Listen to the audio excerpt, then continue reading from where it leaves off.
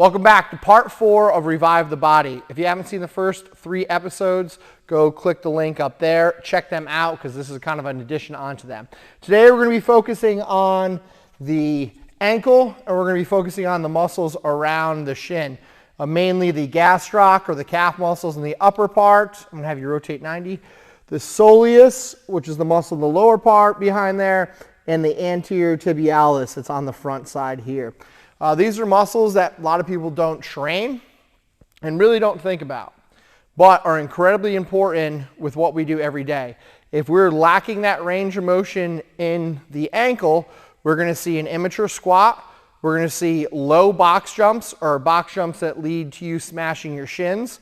We're going to see shin splints. We're going to see kyphosis or rounding of the spine. We're going to see stiff neck along with anterior pelvic tilt and many other things that are going on. So we want to address how important it is to have ankle mobility. And one of the big things that I used to hear in the past is that when you squat, you don't want to be pushing your knee over toe. Now, is that true?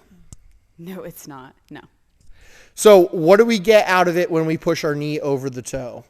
You're going to be able to just get into like an overall better position, more upright position. It's going to probably hit a lot less on your lower back. If you have poor ankle mobility, like you said, it's going to cause more of that immature squat, and it's going to cause kind of a lot of rounding or collapse of the upper body when you go into the squat.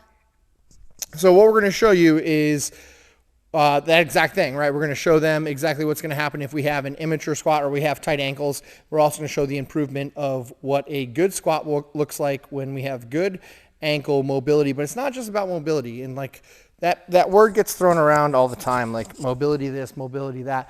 It's great to have the mobility to be able to move that ankle in all ranges of motion. But remember, going back to that sequence, we want the push and pull of the muscles, and we want that activation of the muscles, and we want to be able to load that ankle. We don't just want it to be mobile.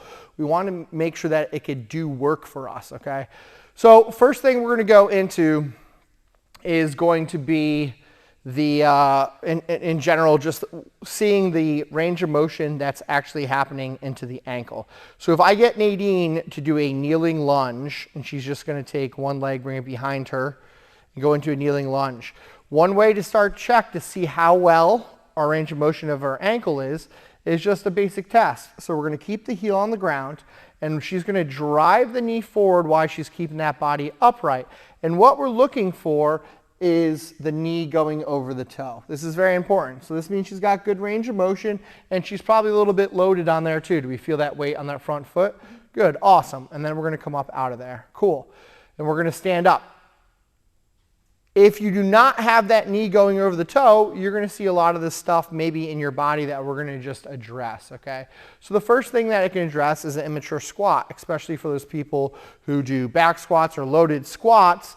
This knee has to go over the toe, and this is one of the biggest, I would say, bad information that's pushed out, that when you squat, you shouldn't have your knees over the toe. If that's the case, that the person might not understand that there's a difference of femur length, of tibia length, which is going to adjust our center of gravity of our body, which is going to force our body to lean over more or push the knees over more. There's a lot to it more than just is there ankle mobility, but your knees should be going over your toes, and it is healthy to go over the toes. Now, not every person who squats, who has strong ankle mobility, has to get the knee over the toe, because once again, there is anatomy into that. If they have a really long tibia and a short femur, then that knee doesn't need to go over the toe. If we have a really long femur and a shorter tibia, that knee is going to really have to get over the toe to get into a vertical squat that's adding the load directly over the body, okay? So what we're going to show first is an immature squat. So an immature squat, a lot of times, is when we squat and we have more of a hinge in the squat to get our body down there than actually squatting down. So she's going to initiate by pushing the hips back in a slight knee bend, but maybe her knee only comes to here. And she's got to get her glutes down. What's going to happen is you're going to see this body entirely come forward, right? Does this look familiar? And we probably have tension that's sitting in the ankle, and we're going to come up out of there. Now, if I was to give her a barbell and be like, oh yeah, that squat looks good, And then I'm going to tell her to do a back squat with an immature squat. I'm going to have you do that, please. What you're having now is the load distribution is right here. Their center of balance is right here. So when she goes to come up, what might happen is this rounding, or the dog poop butt, as we like to say, is like the big rounding of the spine when we come up. Now, if she gets into her position to do a good squat, and then she initiates that squat and is able to push the knees over the toes, excuse me. Now what's happening is that bar is sitting right in the middle of the foot, so supported by the arch, kind of right in line. So now she's going to stand up and she's going to be able to drive with the glutes, with the quads, the hamstrings, and also fire the legs down there. So as we can see, lack of range of motion into that ankle can cause an immature squat, which then is going to pull on more of your back. At the same time, we get shin splints when we run, and a lot of that ties in with the push and pull of the anterior tibialis, which is out here. And when we get shin splints, it's an overworked muscle. It's pretty much causing a hematoma in the muscle. And the reason why we get these shin splints is because this anterior tibialis is not connected with the mind-muscle connection that we talked about in the past, which means that when you run and you let off pressure on it, then we're trying to apply pressure, you don't have the connection to support this as a shock. So we imagine this as a shock. So right now when she leans forward, she's going to be loading the anterior tibialis. When she comes up off that foot, she's now going to be loading the soleus, which is going to create the power, the gastroc, which is also going to propel. Good, and I'll have you take a step back. Now, if she just lets that foot fall flat, it's going to just stomp kind of down on the ground every time. And what's going to happen is she's going to have pain in the bottom of the feet because maybe her arch is weak, which we're going to get into another video on the actual feet. But we're not using this anterior tibialis. So we're using the gastroc and the soleus to push off. But every single time she comes down, the foot just almost drops to the ground. We're allowing gravity when we run to allow that foot to come down. And that's going to cause the shin splint into the anterior tibialis. And what we want is that when we're going to go back to that first one where she loads the anterior tibialis, pushes on, the knee is shifting forward, which is loading this anterior tibialis. And now when she strides and comes up, now we're loading soleus, gastric. Excellent job for being still, by the way, Nadine. I know it's kind of like a little bit of a balancing act. But if we look at that and we see how we need to embrace the cushioning of when she's stepping, this anterior tibialis is initially the shock absorber, and then the opposite or equal reaction is going to be coming off. And now that's one way that we could run without pain. But if we are not doing that, that foot is going to stomp, and then we're just going to roll up, stomp, and roll up, and not using that muscle, not getting the push and pull, not getting the mind-muscle connection, getting those shin splints, and then we're just, what do? We just ice it, we try to stretch it out, suffer through, let it rest a couple days, and then we're like, oh, it feels good. We go hit another 1 mile run or a 5K, and we start feeling it all over again, and we can't figure that out. So we're going to show you a couple exercises to do to get that firing up. So those are the big two things that we're going to do. Or excuse me, box jumps. Box jumps is another good one. This one's probably the easiest one to understand. We left it for last. But when we load on a box jump, we need to drive the knees forward, right? So Nadine's going to load the body, right? So we're looking at that good angle, loading the anterior tib, as well as creating tension. So when we jump, we're going to release and drive off that psoas. The more load we have, the more that spring comes down, the more the knee goes over the toe, the more power we're going to have when we come up from that. If we have stiff ankles and we try to load and the knee only goes forward an inch, when you jump, you're not going to have all the power of that spring to use. You're only using a little bit or a small range of motion of the spring into that body to get yourself up. So especially when the body gets tired, this edge right here is going to leave some good marks right on that shin, okay? So mobilizing those ankles and making sure we're doing something to kick those muscles in before we do box jumps are going to help you prevent you from smashing your shins again on the box. And also, if you have that fear of jumping onto a box, mobilize and activate the anterior tib and the gastroc and the calf, and you'll be able to jump a little bit higher as well too. Cool? So let's get into some of those movements. The first one we're going to talk about is the anterior tib raise. Highly underrated, really, really important to the body. Super easy to do as well. Maybe not super easy, but super easy to do. So we're going to get against the wall. We're going to have just the glutes, maybe the lower back on the wall. We're going to keep the upper body off. We're going to almost keep the head slightly tilted down to look down at the legs.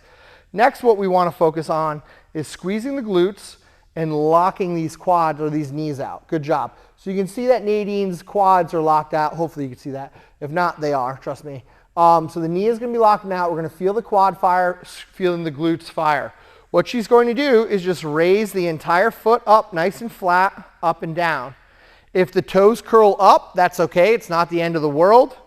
But we want to try and keep those toes straight the best that we can. And she should be feeling it right in this anterior tib up front.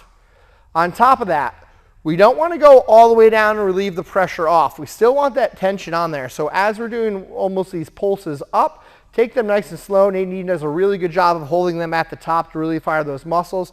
And if you're coming up and you feel it on the muscle and all of a sudden it disappears, that's that weak GPS signal of that muscle. So it's going on and off. So we only want to raise enough that we can feel it up in here.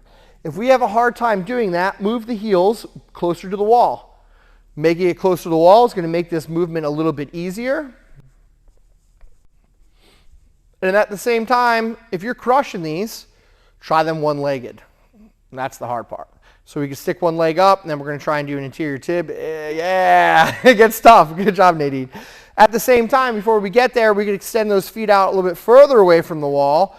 Squeeze the glutes, lock the legs out, feel the knees fully locked out, and this will make this movement a little bit tougher.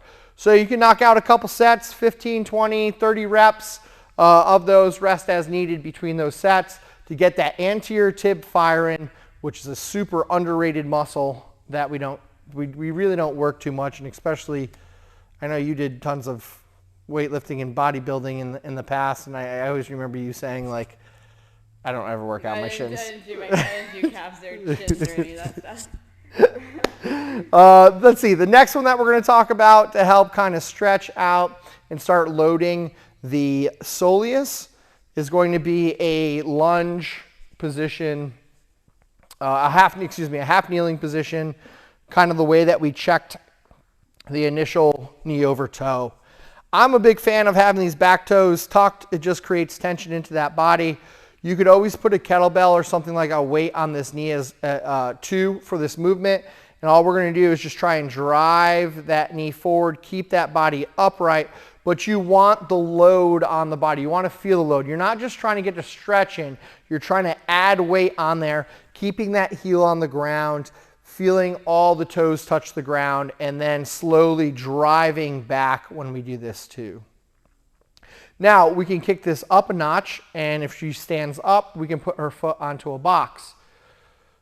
And then we can bring back, and hey, look, this almost looks like those split squats we were doing before, so on that previous video. So we can get not only the psoas and the glute to open up in this movement, but we could also be working on that range of motion up front by melting this front leg, and we can allow the heel to come up if that body is good. Good. And then we're going to drive off. And it's okay, especially in these, if you get to the point where you're shifting onto the toes. When we get onto the toe, we're going to start building that arch, and you're going to feel a little bit more work into that gastroc and a little bit more into the soleus that is going to help work those muscles. So it's okay on an elevated position for that heel to come up into that position. Also, when we have those tight ankles, you're going to notice it, and I would say you could even look at like some elderly people walking. When they walk, there is no bend to the ankle. They walk with very stiff ankles like this when they're going, and what happens is that's causing that body to shift forward because that's their momentum rather than being able to really bend onto those knees and flex at the ankle. So you're going to get that position of a very stiff movement. You're going to get the position of the rounding of the spine, the forward head posture, and you can see how everything ties in. So we're big fans at Primal Path, talking from the ground up, from the feet to the ankles and the knees and the hips, and we really focus a lot on that work. And this is a really good one that we can add into a repertoire of what you guys are doing. Leave anything out, Nadine? See? Awesome. Well, really important. So we left out the movement for the calf raises. So these are going to be slightly different.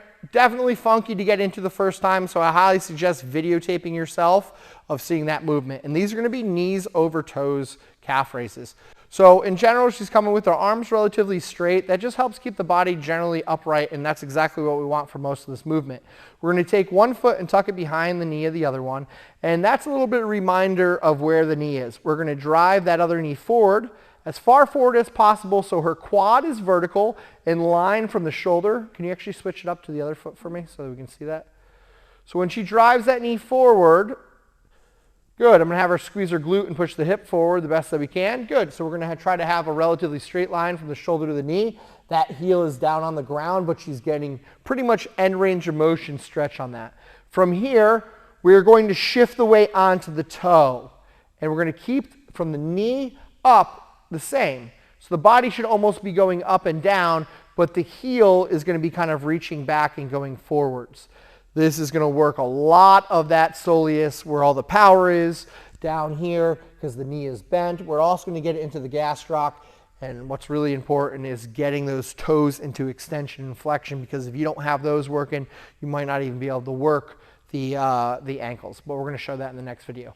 So that's exactly it. We want to have that knee over the toe when we're doing the knee over toe calf raise. If that becomes super difficult, feel free to hold on to an upright, onto a doorway, assist yourself up when we're into that position. Allow yourself to use assistance so we can use that or feel the muscles working. And at the same time, if that's too difficult, that's okay. You're going to just go into a calf raise. So I'm going to have her lean against the wall. We're going to walk the feet further away from the wall, so we're at a steep angle, but the heels are down. Good. And then we're just going to do a calf raise this way. So the goal is try to work those feet as far back as possible with the heels still on the ground.